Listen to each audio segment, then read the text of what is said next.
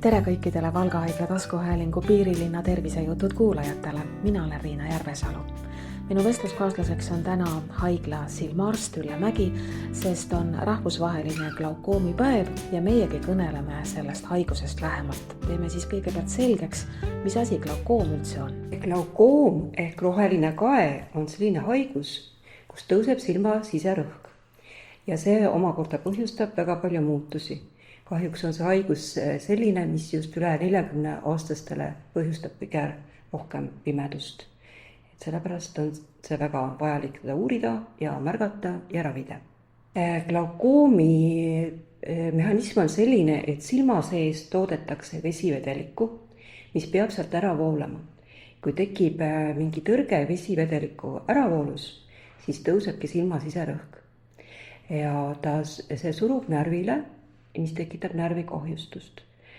Ja närvikahjustus kahjuks on selline asi, mis on pöördumatu, et teda ei saa nagu tagasi pöörata, seda kahjustust. Kuid kurb on see, et tegelikult inimene tihtipeale ise ei tunnegi, et tal on mingid silmarõhu probleemid. Ta märkab seda siis, kui on kadunud juba vaateväli. See on selline glaukoomi vorm, mis on kõige levinum, ehk siis on lahtise nurga glaukoom. Aga 10% juhtub ka nii, et on tegemist kinnise nurga glaukoomiga. Sellisel puhul tekivad muutused äkki ja inimene seda ise tunneb, sest tekib väga suur silmavalu, peavalu, silm läheb punaseks, nägemine hägustub, võib tekkida isegi iiveldus ja oksendamine, et sellist olukorda on vaja väga kiiresti lahendada. Glaukoomil on küll märgatud, et on pärilikkuse momenti, et kellel on perekonnas, kes teab glaukoomi haigeid, siis nemad peaksid üle 40-aastaseks saamisel kindlasti käima vähemalt korra silmaarsti juures.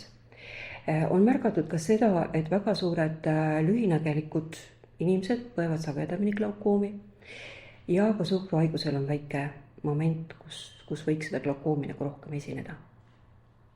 Kui ma tean, et minu suguvõsas võib-olla juba mitu põlve järjest või nii emapoolselt kui isapoolselt on glaukoom, siis täiesti paratamatu, et mina selle saan ja et ka minu lapsed selle saavad. Ei, see päris õnneks nii ei ole.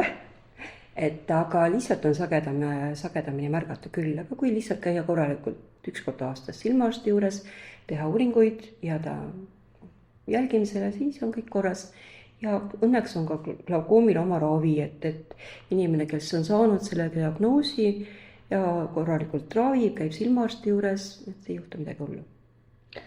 Kumb on siis hullem, kinnise või avatud nurga glaukoom ja missugused on need tagajärjed? Võib-olla ma ütleks, et see kinnise nurga glaukoomi hoog on tegelikult päris, võiks öelda, et hullem. Et seal seda ravi peab saama väga kiiresti ja need nägemise kahjustused tekivad ka väga kiiresti. Aga lahtise nurga glaukoomiga need kahjustused on sellised aeglaselt tekivad ja nagu ma ütlesin, et mõnikord ka väga hilja nagu märgatavad, et just see vaatevälja kadu on see, mida inimene märkab. Ütleme siis otse välja pimedaks jäämine paratamatu protsess või saab seda siiski vältida? Seda saab vältida, kui ravida. Raviga on see välditav kindlasti. Mis tähendab, et kui arst on ravi määranud, siis on see eluaegne? Põhimõtteliselt küll. Et jah, et loodetakse, et pannakse 1 pudel silmatilkasid ära ja sellega on haigust läinud, kuid kahjuks see nii ei ole.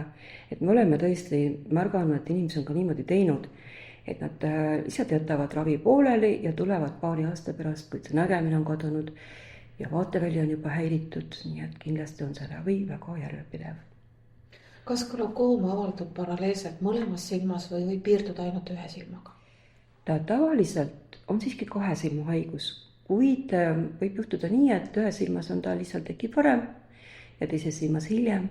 Mõnikord patsiendid räägivad, et kui sul on kõrge vererõhk, siis on ka silmarõhk kõrge. Kas need üldse on omavahel seotud või ei? Ja seda arvatakse väga sageli, kuid õnneks see nii päris ei ole. Nad on ikka erinevad haigused. Kui inimene nüüd tõesti kuulab meid ja kahtlustab, et äkki temal on ka glaukoom, siis kas ta tõesti võib lihtsalt tulla silmaarsti juurde selle sama küsimuse või murega, mis sellest, et võib-olla mure on tühine? Absoluutselt parem kindlasti kontrollida. Aitäh kõikidele kuulajatele. Me kohtume jälle nädala pärast uute juttudega.